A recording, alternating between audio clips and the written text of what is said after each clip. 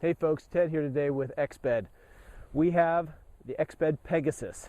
Pegasus is a 4-person geodesic expedition mountaineering dome, base camp style tent. It is a bomb shelter for heavy conditions. If you're trying to load a whole bunch of people into a tent, have a base camp location to work with, that's the tent you want to take with us. And I'm going to walk you through some of the features that are on the Pegasus today. I said it was a geodesic dome. What makes this geodesic dome stand out from all the rest of the tents that are on the market is the fact that this is an exoskeleton tent, where all of the poles are in the fly. When we talked about our exoskeleton designs that Exped does in the past, we've really stressed the fact that when I anchor this tent out, and this tent is one of those tents that's designed to be anchored in heavy weather, when you anchor out on all these different points, you are actually tying directly to the pole. You're not tying to some loose flap in the fabric, you're actually tying directly to the pole, and that gives this tent incredible stability in heavy conditions. Now, this particular Pegasus is equipped with snow flaps on the side. You'll see them all the way around the perimeter that you can either use in this case, loaded with snow to help anchor it down. Obviously, you're going to want to do other anchoring also on top of it, but this allows you to keep the spindrift from flying up underneath the fly.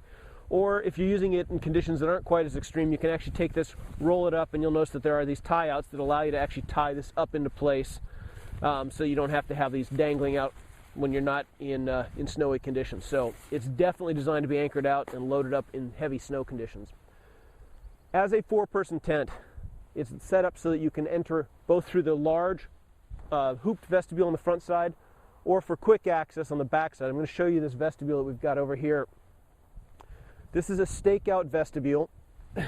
When I open it up, it's obviously with all the storm flapping you've got going on there, really helps to minimize the amount of icing you might get on the zipper. This can roll back and you've got a huge port. We'll show this to you from the inside a little later on, but you can see what kind of vestibule space, ideal for quick, easy entry right into the core of the tent. Also, while we're on this particular side, I also want to show you all of the venting that's available. When you get a big geodesic dome where the fly wraps around, ventilation is going to be really critical on the inside. You notice all the various eyelids all the way around the top of the tent that allow you the high point ventilation in the tent. It's really important.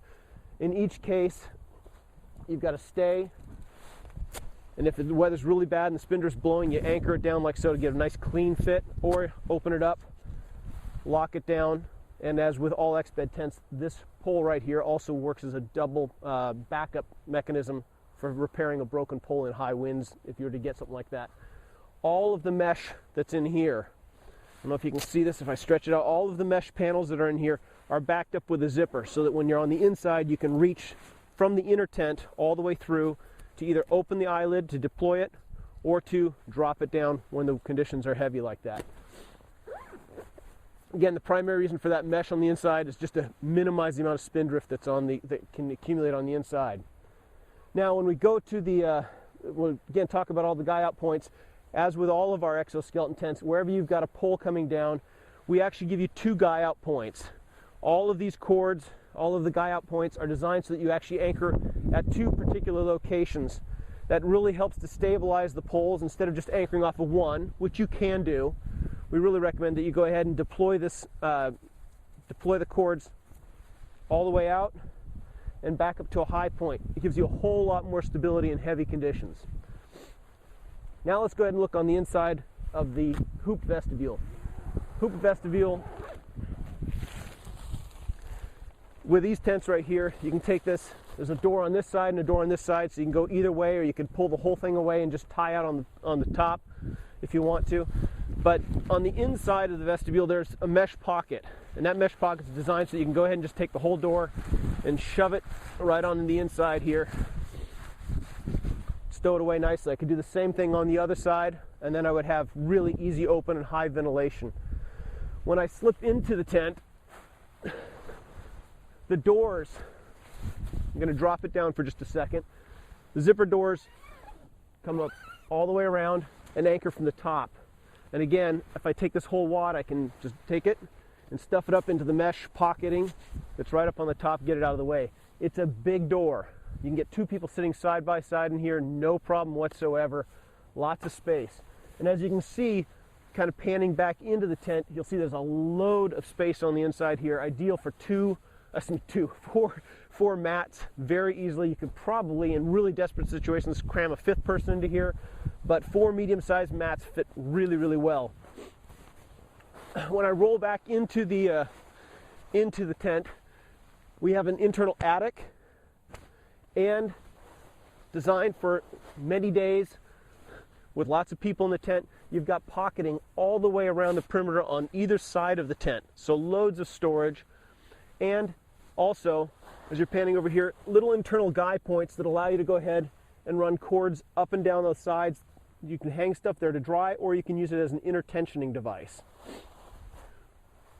I'm not sure if you'll be able to pan up, but I talked about the pocketing to access ventilation on the fly on the outside.